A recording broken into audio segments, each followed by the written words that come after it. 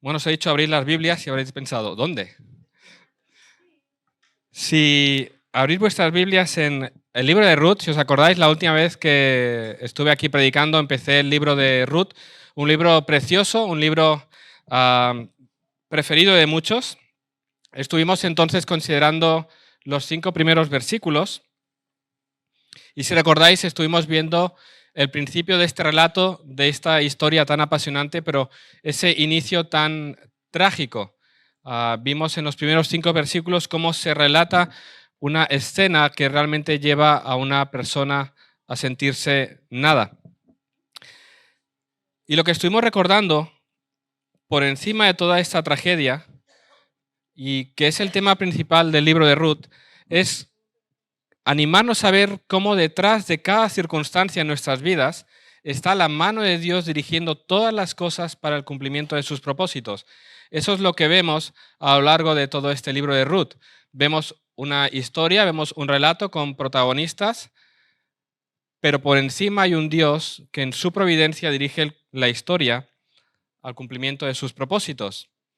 Para ponernos un poco en contexto antes de continuar en el texto, si recordáis, el relato trataba de un hombre, un judío de nombre Elimelech, que decide emigrar a tierras de Moab buscando alimento, porque en Canaán, la tierra prometida, ahí donde Dios había prometido bendición y prosperidad para su pueblo, ahora no había pan. Esa hambruna que sucedió, recordamos que era una señal del juicio de Dios sobre un pueblo rebelde, sobre un pueblo que se había apartado de él. Así que en ese momento en el que vimos que había un caos en medio del pueblo, eran tiempos de anarquía moral, tiempos de anarquía espiritual. Dios enviando juicio, este hombre Elimelech consideró que no había esperanza para él en Canaán. Así que como padre de familia decidió tomar a su esposa, a sus hijos, emigrar a Moab, hizo las maletas para ir a buscar pan a otro lugar, a otra nación, a la nación de los moabitas, una tribu enemiga de Israel. La preocupación de este hombre vimos que era legítima. Él quería proveer para su familia. Había hambre. Su intención no era asentarse ahí. Él pensó, vamos a Moab, que hay pan, para que nos den pan.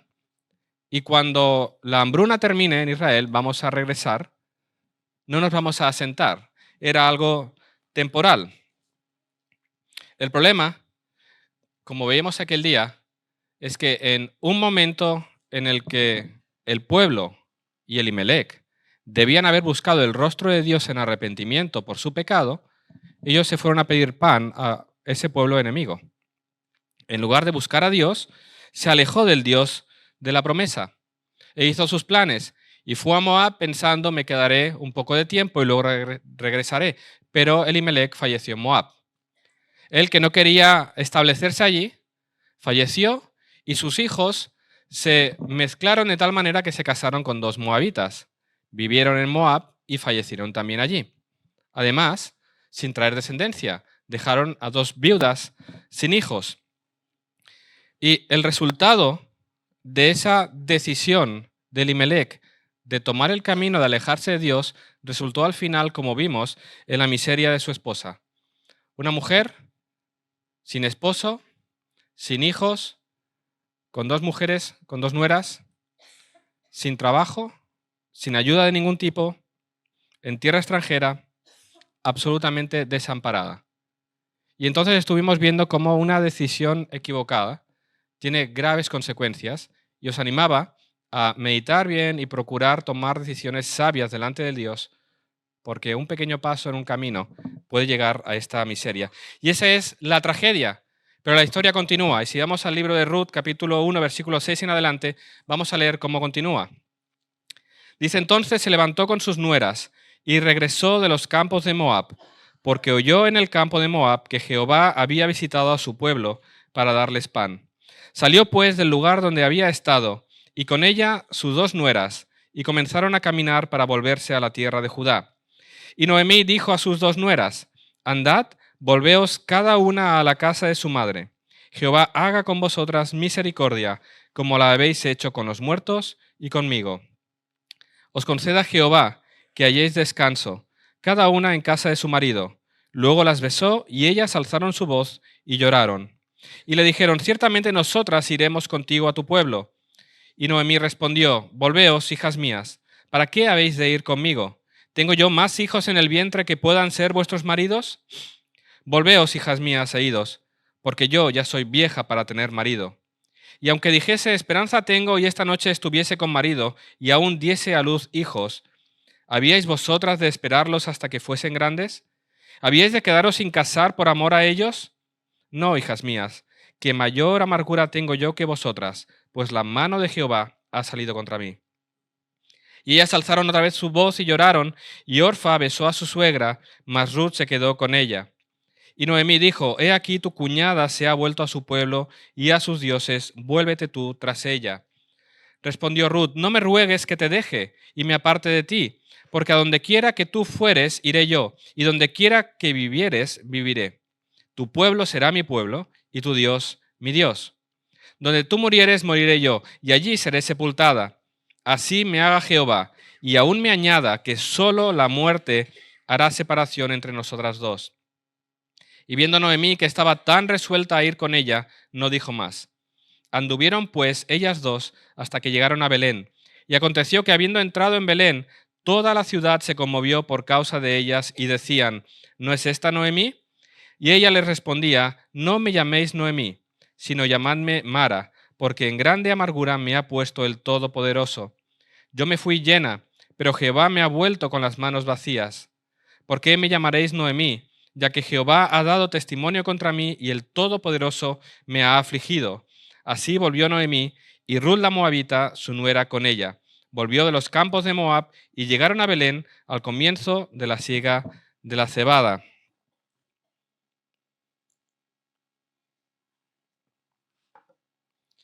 Por fin una buena noticia en medio de tanta miseria, ¿verdad? Vuelve a haber pan. Dios ha visitado a Judá trayendo alimento. Aquella hambruna que había provocado su exilio ya había terminado. Entonces ahora Noemí decide que ha llegado el momento de regresar a casa. Ya no hay más motivos para permanecer en Moab. Y se levanta junto con sus dos nueras y regresa a casa. Y empieza entonces un camino de regreso. Un camino de regreso a Moab.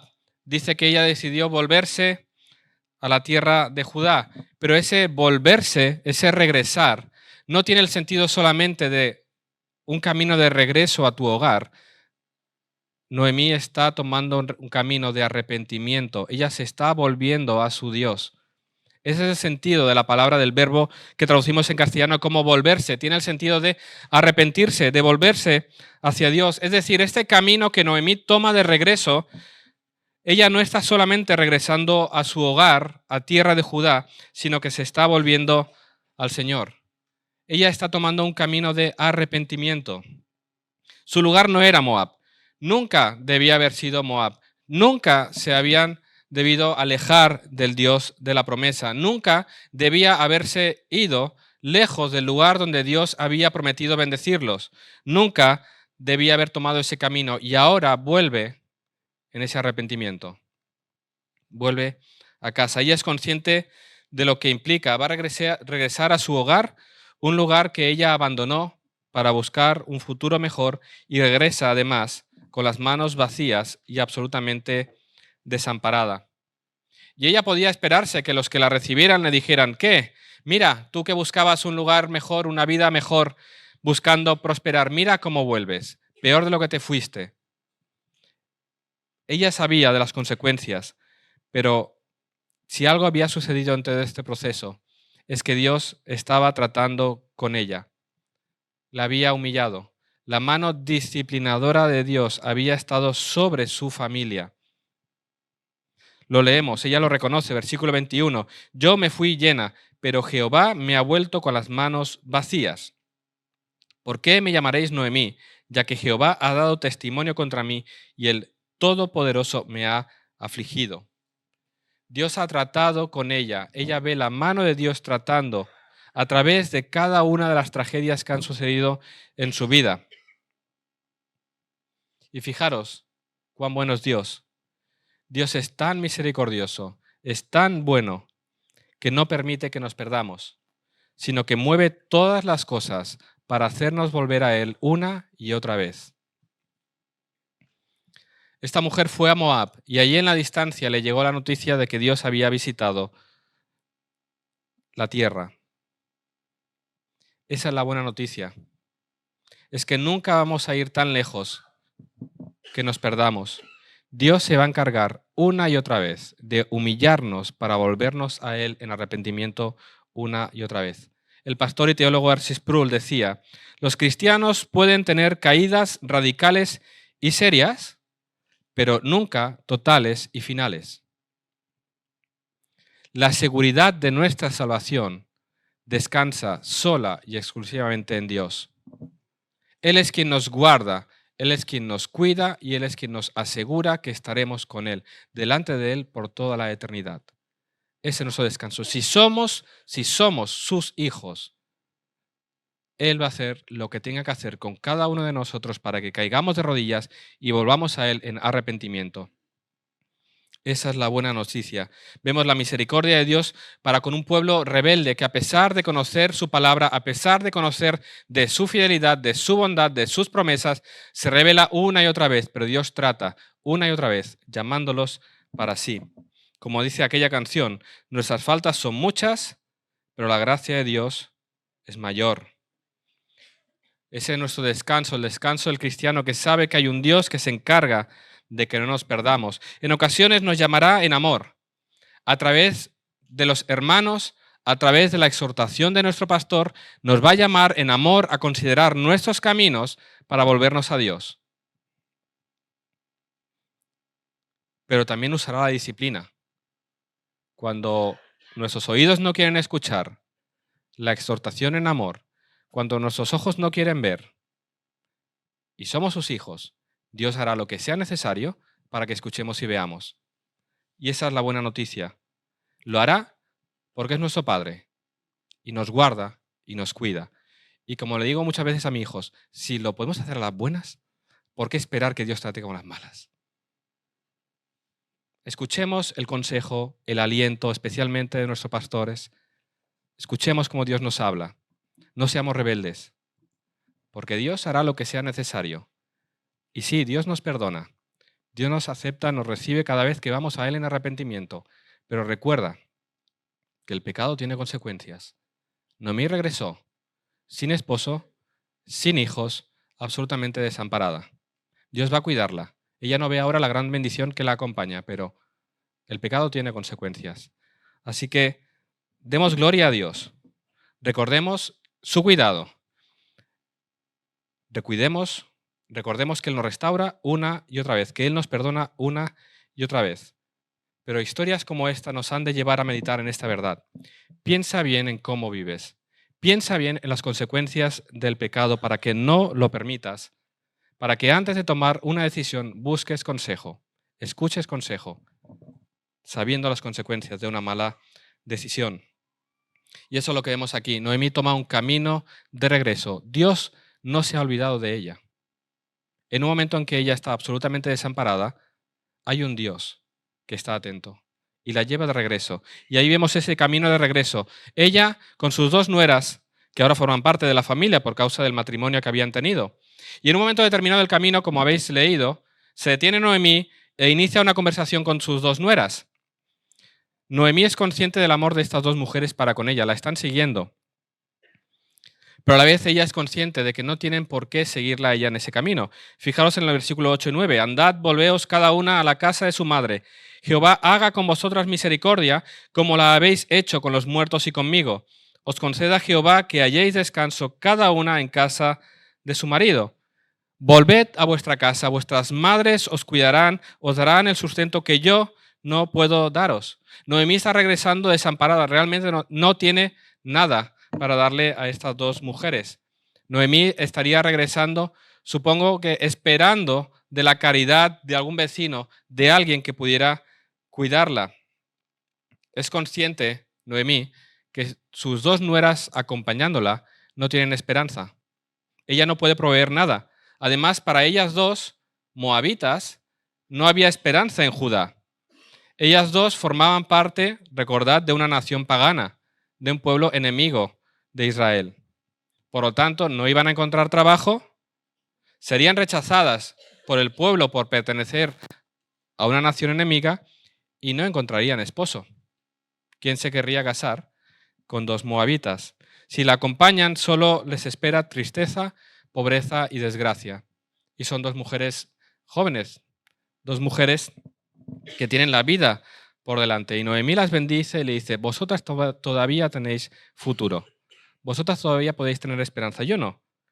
Hay esperanza para vosotras, lejos de mí, lejos de Judá. Y estas dos mujeres lloraron. Y si tú lees el texto y te fijas, hay mucho dolor, hay muchas lágrimas, realmente. No quieren dejarla. Es una situación dramática. Fijaros cuánto dolor. Fijaros las serias y graves consecuencias del pecado. Cuánto dolor, cuántas lágrimas, cuánta desesperanza en este relato. Noemí les dice que se vayan. Es un consejo sensato. Pero ellas dicen que no la van a dejar. Están comprometidas a ir con ella a Judá. Hay mucha tristeza, pero hay mucho amor también aquí, de estas dos nueras hacia Noemí. Fijaros cuánto amor hay. Escuchad las palabras preciosas que luego Ruth pronunciará, este compromiso que toma para con Noemí. Donde quiera que tú fueres, iré yo, y donde quiera que vivieres, viviré. Son palabras que, aunque se suelen usar de manera fuera de contexto en una ceremonia matrimonial, son palabras de una nuera a su suegra. ¿Quién dice que no se puede querer a la suegra? Un breve paréntesis, solo para notar la realidad de que vivimos en una sociedad que ha corrompido de tal manera a la familia que tú buscas en Google consejos para mantener lejos a la suegra. No lo busques, no vale la pena. Pero se ha definido a la suegra como el peor enemigo del matrimonio. Puedes buscar artículos de todo tipo, cómo mantener a raya a las suegras, pero ese pensamiento no tiene lugar en la mente de un cristiano. No dejemos que los pensamientos y las estructuras de este mundo nos afecten de esta manera. Debemos amar a nuestros suegros porque son aquellas personas a las que tu esposo o esposa es llamado a honrar porque Dios así lo ha mandado. Y esas dos personas a las que mi esposa tiene que honrar por toda la vida, ¿cómo los voy a amar yo? No dejemos que las estructuras y los pensamientos de este mundo afecten nuestras familias, sino que como familias cristianas vivamos un testimonio tal que sea luz en medio de una sociedad, en medio de una sociedad que divide, en medio de una sociedad que confronta a las familias, que sea un lugar en el que el Evangelio sea evidente, especialmente en relación con los suegros, que se vea el Evangelio. Suegros, ¿de qué manera amáis a vuestros yernos? ¿De qué manera vuestro hogar realmente refleja la gloria de Cristo? Pensad bien en esto. Nuestras relaciones de familia deberían estar saturadas del Evangelio, reflejar el carácter de Cristo en todo momento, en nuestro hablar, en nuestro pensar y en nuestro actuar. Vemos este amor verdadero entre Noemí y sus nueras. No la quieren dejar. Ella, por amor a ellas dos, quiere que vayan lejos para que puedan prosperar. Y entonces ahora Noemí, visto que estas dos mujeres quieren continuar con ella, da un nuevo argumento, versículos 12 y el 13. Básicamente, iros porque aunque yo me case hoy y tenga un hijo hoy, ¿cómo vais a estar esperando vosotras hasta que ellos sean adultos y pueda tener un hijo para que vosotras podáis casaros? Noemí está haciendo referencia a la ley del levirato que existía en Israel. Si una mujer quedaba viuda de su esposo y sin descendencia, decía esta ley, que el hermano soltero, el mayor, debía casarse con ella y darle descendencia. Ese primer hijo llevaría el nombre del fallecido. Esta ley tenía un doble propósito. En primer lugar, proteger a la viuda que había quedado desamparada y, en segundo lugar, garantizar la continuidad del linaje familiar del fallecido. El primer hijo de ese matrimonio sería considerado legalmente el hijo y heredero del difunto, de manera que la propiedad de este hombre quedaría todavía en la familia. Esa es la ley a la que se estaba refiriendo Noemí. No puedo tener un hijo por medio del cual cumplir y que vosotras podáis tener descendencia. Así que esto no es una solución. Para Noemí, la única solución para estas mujeres es que estén lejos de ella. La mano de Jehová ha salido contra mí. Conmigo no tenéis ninguna esperanza. No hay nada que yo pueda proveeros. Volveos, hijas mías, iros. Un drama, como decía, mucho dolor. Y con todo ese dolor en su corazón, Orfa toma la decisión de escuchar el consejo de su suegra, la besa y se despide. Es un momento doloroso. Realmente ella no quería irse, pero el peso de la evidencia es clara. Solo volviendo a casa de sus padres y retomando su vida en su tierra, tiene prosperidad, tiene posibilidad de prosperidad. Aunque no le agrade, el consejo de Noemí tiene sentido. Es lo más sensato. Es un buen consejo. Ahora, nosotros conocemos toda la historia y es fácil juzgarlo conociendo toda la historia. Y somos muy rápidos en juzgar a Orfa, pero humanamente hablando, ha tomado la mejor decisión. Ella analiza la situación. Si me voy con Noemí, realmente no tendré trabajo, no tendré hogar, nadie se casará conmigo, no tengo esperanza. Si vuelvo a casa, mi madre me cuidará hasta que encuentre un esposo, entonces ya tendré mi hogar, prosperidad, sí. Humanamente hablando es una buena decisión. Orfa besa a Noemí, se despide de ella, da la vuelta y regresa a casa y esta mujer desaparece ya de la historia y del relato bíblico. Pero Ruth se quedó con ella. Y en este contraste entre estas dos mujeres, quiero que veamos, a la luz de la conversación que surge a continuación, la profundidad espiritual de la decisión que se estaba tomando. No se trataba de un cambio de ubicación física, de si vivir en Judá o en Moab, sino en escoger al Dios de Israel o volverse a sus ídolos paganos. Esa era la decisión realmente que estaba sucediendo allí. Y eso lo vemos precisamente en la respuesta que Noemí le da a Ruth. Versículo 15. Noemí le dice a Ruth: he aquí tu cuñada se ha vuelto a su pueblo y a sus dioses. Vuélvete tú tras ella. Regresar a su pueblo significa regresar a sus dioses. Como decía el pastor y teólogo David Burt, era inconcebible en aquel entonces entender la incorporación dentro de una sociedad en otros términos que con la plena integración en su vida religiosa. Es decir, Noemí traspasa la cuestión a un nivel mucho más trascendente. No es solamente, dice, solo de un compromiso familiar que hay que mantener o anular. Es una cuestión de compromiso espiritual. Noemí coloca a Ruth, inconscientemente o no, en la encrucijada de elegir entre el retorno al paganismo y un compromiso claro y consciente con Yahvé. Y en este punto nos podemos dar cuenta de qué manera el dolor y la desesperación han nublado el juicio y la mente de Noemí. De qué manera su sufrimiento y su amargura han cegado su entendimiento. Le está diciendo: solo lejos del Dios verdadero podréis encontrar prosperidad. Lo que más necesitáis para ser felices es un esposo y un hogar con hijos. Eso es lo que le está diciendo. Les está enviando a los dioses paganos para que encuentren allí una vida de esperanza. La conversación de Noemí ha consistido en alejarlas de Israel.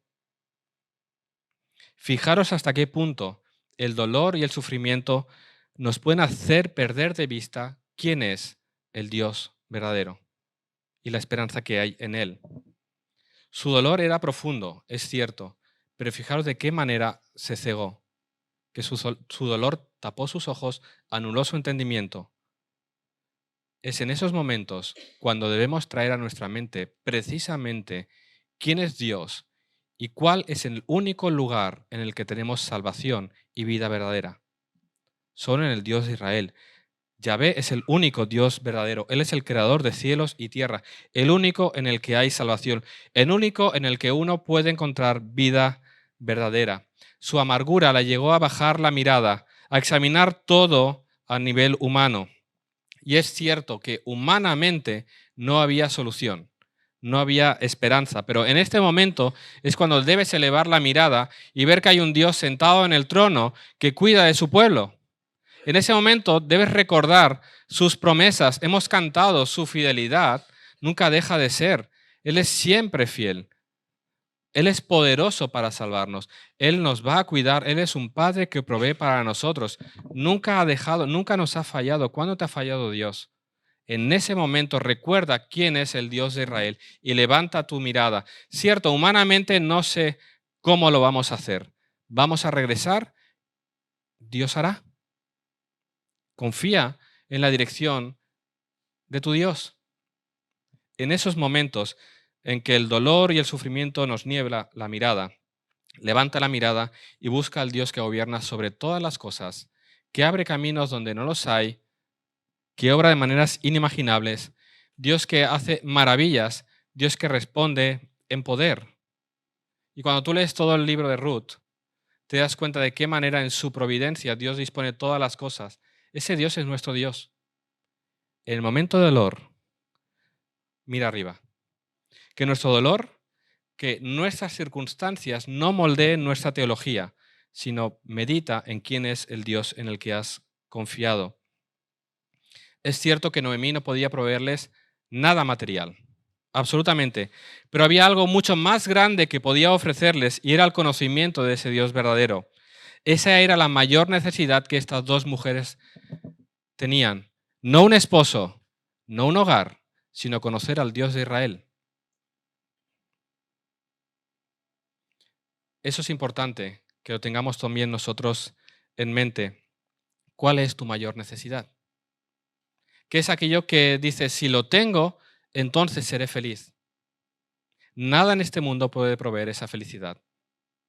Es posible que estés estudiando y digas, voy a tener una buena carrera para tener un buen trabajo, un buen coche, una buena casa, hijos. Este mundo es engañoso. Nunca vas a saciarte. ¿Qué es lo que crees que necesitas para ser verdaderamente feliz? Nada te va a satisfacer en este mundo.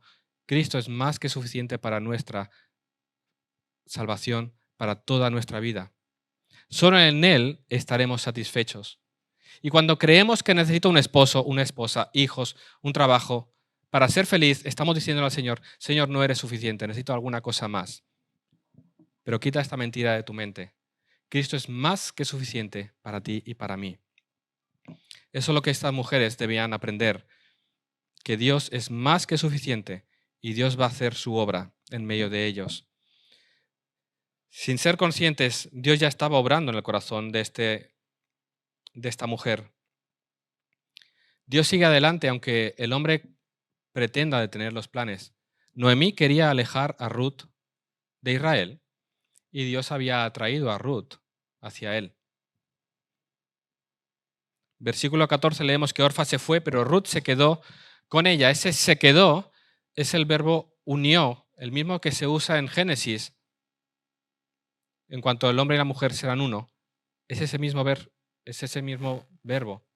Está hablando de ese compromiso, de esa unión radical. El compromiso de Ruth con su suegra no era de matrimonio, sino de unión. Fijaros, no me ruegues que te deje y me aparte de ti, porque a donde quiera que tú fueres, iré yo, y donde quiera que vivieres, viviré. Tu pueblo será mi pueblo y tu Dios mi Dios.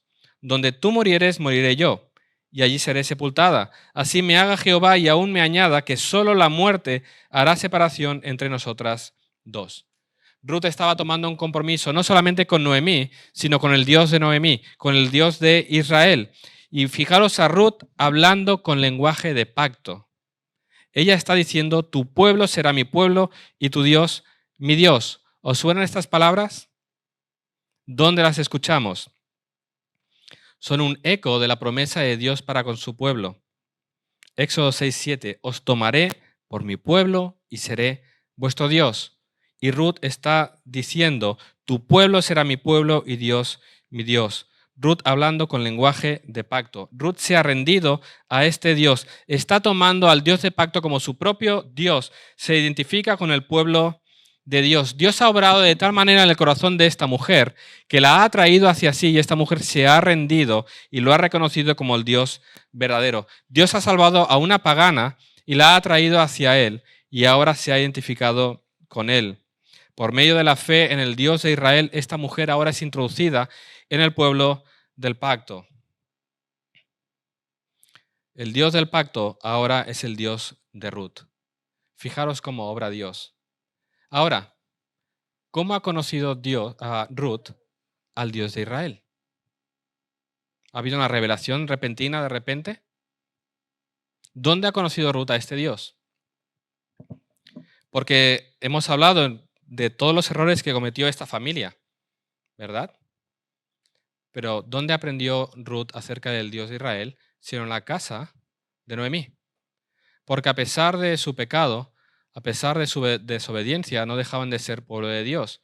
Y de alguna manera, en esa casa se hablaba del Dios de Israel.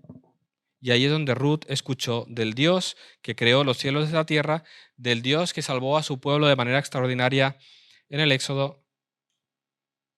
Ruth escuchó del Dios que ha cuidado de su pueblo, del Dios de salvación, a pesar del mal testimonio de esta familia, de la incoherencia entre lo que quizás anunciaban y lo que vivían. Dios ha hablado por medio de esta familia a Ruth. Eso es nuestro trabajo como hijos de Dios. ¿Os habéis dado cuenta de la importancia de predicar el Evangelio en nuestros hogares? De dar a conocer al Dios verdadero, de dar a conocer la salvación de Jesús en nuestros hogares.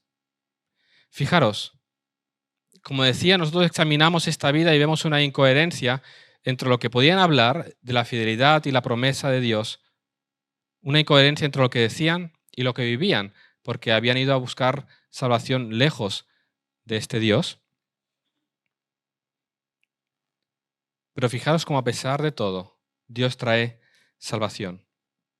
En primer lugar, nuestro deber, nuestra obligación es enseñar a nuestros hijos el Evangelio. El trabajo fundamental se encuentra en el hogar.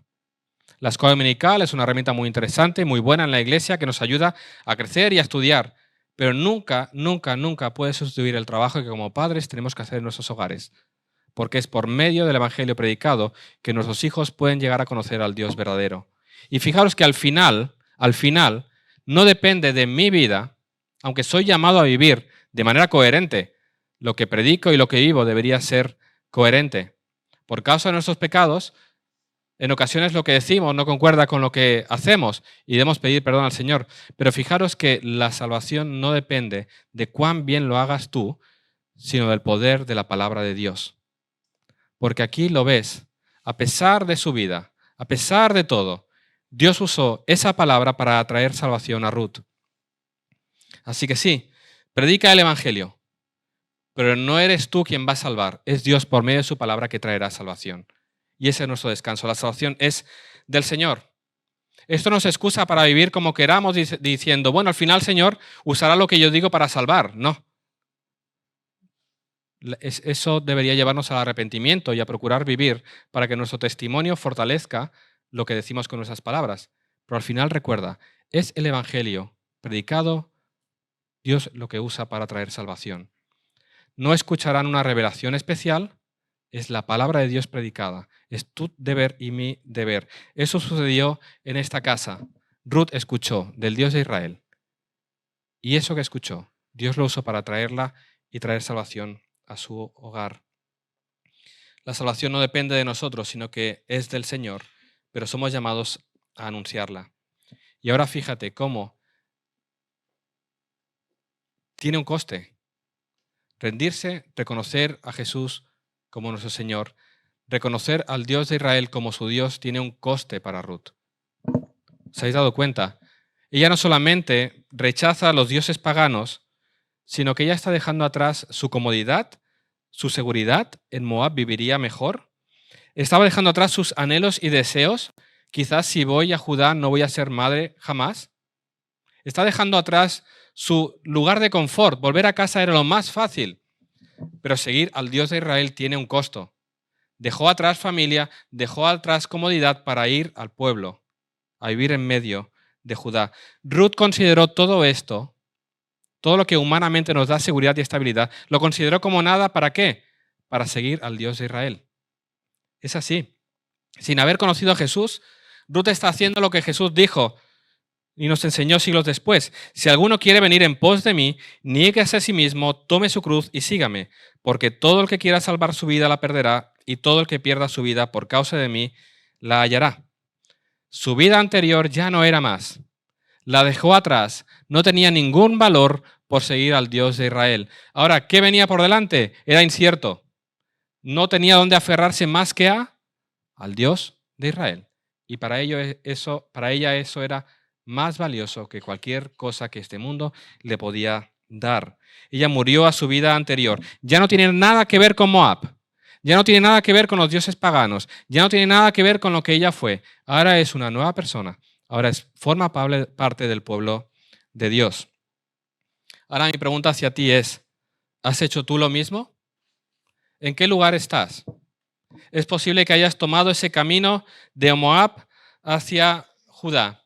Has escuchado que hay un Dios verdadero, un Dios en el que hay salvación, un Dios que ha creado todas las cosas. Es posible que estés haciendo ese camino acompañando a alguien, que vienes aquí porque tu esposo, tu esposa o tus padres te han traído y los sigues a ellos porque los quieres. Y vienes domingo tras domingo y escuchas. Y lo haces por amor a ellos o por obediencia a ellos, por lealtad a ellos.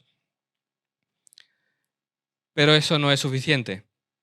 Si no hay un amor verdadero hacia este Dios y ese Salvador que es Jesús, en un momento u otro del camino le darás un beso a tu padre, a tu madre, a tu esposo o tu esposa y te volverás atrás.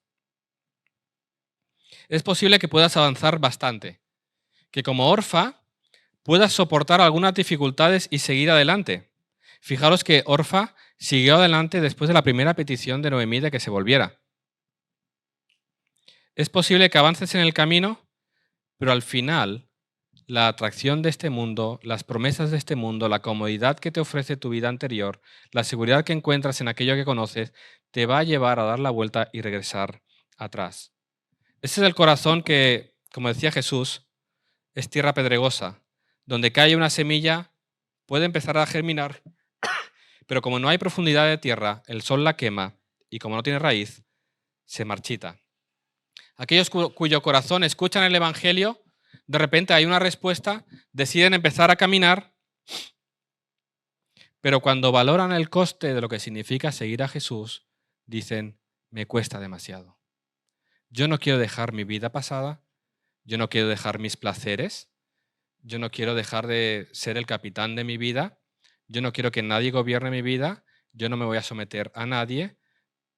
Cuando valoran el coste de lo que significa seguir a Jesús, que es una vida de sacrificio, es una vida de esfuerzo, es una vida de entregar completamente tus deseos, tus anhelos, tus esperanzas en sus manos y dejarte guiar por Él.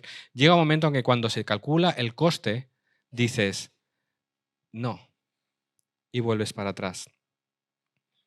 Orfa prefirió la comodidad de lo conocido, prefirió la prosperidad que podía encontrar en su mundo, en su tierra.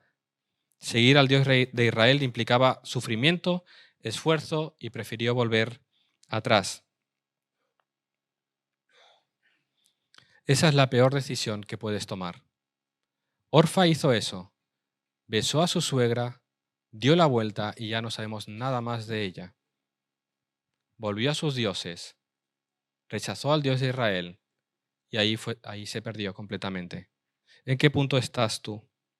Como Orfa, muchos que escuchan a Jesús, al escuchar el costo, abandonan.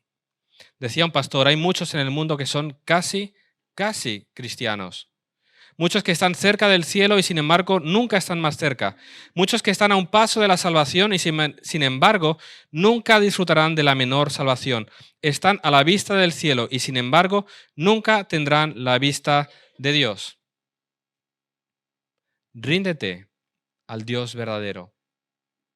No lo rechaces, porque rechazarlo hoy significa que el día en que vayas delante de Él en su presencia, Él te va a rechazar y vas a sufrir por toda la eternidad el castigo y la ira de Dios.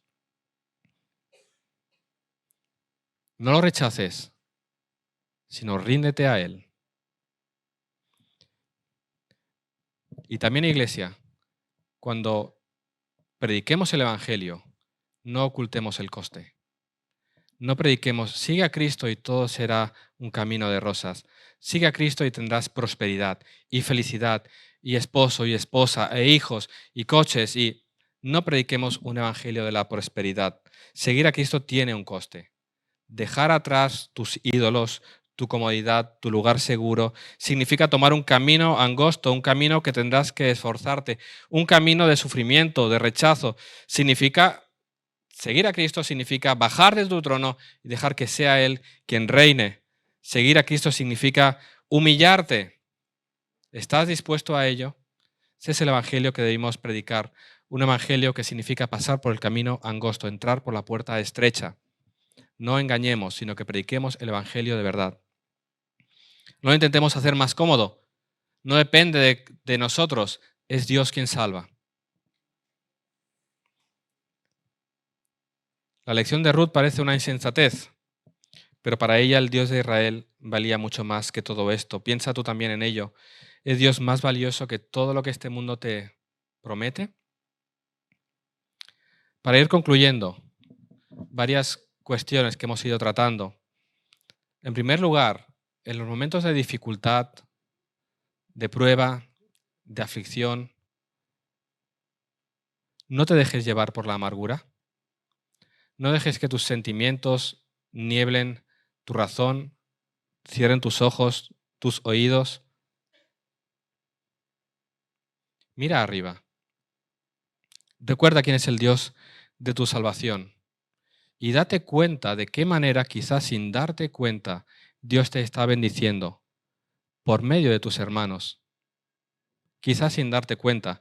Noemí regresa, dice, desamparada, amargada. Cuando sus vecinos la reciben, ella está diciendo, no, yo es que estoy muy mal. No es consciente de la bendición que llevaba con ella. Ruth, la moabita, ahora formaba parte del pueblo de Dios. Su amargura no la dejó ver de qué manera Dios estaba bendiciendo a su pueblo, porque sabemos que a través de Ruth, Dios luego va a traer una línea de la cual vendría nuestro Salvador. Pero en ese momento ella regresaba no sola, sino con una mujer que antes estaba muerta en sus pecados y ahora formaba parte del pueblo de Dios. No era capaz de ver la bendición que Dios le había dado. Y fueron sus vecinos lo que le tuvieron que decir. Más adelante en el libro, cuando Ruth concibe un hijo, dicen las mujeres a Noemí, loado sea Jehová que hizo que no te faltase hoy pariente cuyo nombre será celebrado en Israel, el cual será restaurador de tu alma y sustentará tu vejez, pues tu nuera que te ama lo ha dado a luz y ella es de más valor para ti que 7 hijos. Sus vecinos reconocen que ella había sido grandemente bendecida, pero en ese momento de amargor ella no lo veía. Fijaros de qué manera los tiempos de aflicción, de sufrimiento nos hacen cegar y no vemos de qué manera Dios nos está bendiciendo con aquellos que tenemos al lado, con la iglesia que Dios nos ha dado, con los hermanos que Dios nos ha dado. Estamos sufriendo, pero a tu lado tienes un hermano que puede aconsejarte, puede ayudarte, que es más valor que cualquier cosa que este mundo te pueda dar. Ella no lo veía. Que nuestros ojos no se cierren en ese momento. Si estás, en segundo lugar, si estás en ese camino de que has escuchado del Dios de tus padres, del Dios de tu esposo, de tu esposa, y estás planteándote qué hacer, no hacer, de verdad, ríndete hoy a los pies de la cruz. No le des un beso a tu familiar y te regreses, sino que procura conocer a ese Salvador, porque en Él tendrás vida verdadera. Rechazarlo a Él significa ser rechazado por Él. Rendirte a Él significa salvación para ti. Acude a la cruz en salvación, clamando por salvación, clamando por perdón, para que ese Dios sea tu Dios y Salvador, y entonces tengas salvación y esperanza y vida eterna. Lo que tú hagas con Cristo marcará tu eternidad. Aquí tenemos a 2 mujeres tomando una decisión sobre qué hacer con este Dios. Siglos después, 2 hombres se encontraron en el mismo lugar que Ruth y Orfa. ¿Sabéis quiénes? Los ladrones de la cruz. En medio, Jesús. Uno lo rechazó, el otro se rindió a él y le dijo, hoy cuando estés, acuérdate de mí cuando vengas en tu reino. En ese momento de debilidad, en el que, fijaros otra vez más, humanamente, Este de al lado está derrotado. Jesús había sido vencido, estaba crucificado, estaba derramando su sangre. Humanamente hablando, este hombre estaba derrotado y no había esperanza alguna. Pero levanta la mirada. Aquello no era una derrota, aquello era la victoria de Dios, su Mesías clavado en la cruz, pagando por nuestros pecados. Levanta la mirada y ve el plan completo. Era necesario que Él fuera clavado, que Él fuera muerto para pagar por nuestros pecados. Él ocupaba nuestro lugar en aquella cruz y por ese sacrificio nosotros tenemos perdón de pecados. Así que fíjate la diferencia entre analizar las cosas humanamente y poner nuestra mira en las cosas de los cielos y entender los planes de Dios y confiar en lo que Él está haciendo cuando humanamente no podemos entender. Si eres el Cristo, baja y sálvate. No podía bajar, tenía que permanecer clavado y morir y ser sepultado, porque al tercer día resucitaría y vencería al poder del pecado y de la muerte. Y en Él tenemos salvación.